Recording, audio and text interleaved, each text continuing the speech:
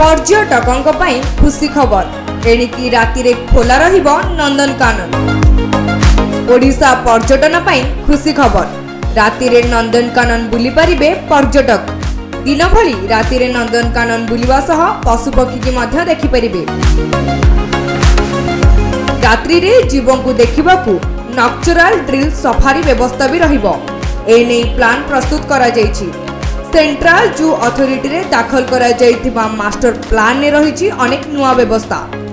एबे संध्या 5 रे नंदनकानन बंद हो जाउछि, किंतु आगुकू राति रे भी एही प्राणी उद्यान खोला रहिबो।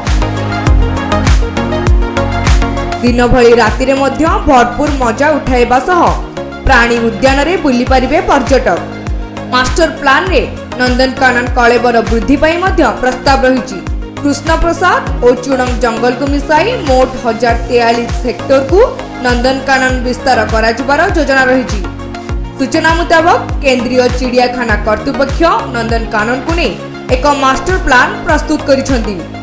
उक्त मास्टर प्लान रे नंदनकानन रो 90 कलेबर वृद्धि पाई प्रस्ताव रहिछि। आगुकू राति रे भी नंदनकानन प्राणी उद्यान खोला रहिबो। फल दिन बेला भली राति रे मध्य पर्यटक माने प्राणी उद्यान बुली मजा उठाई परिबे।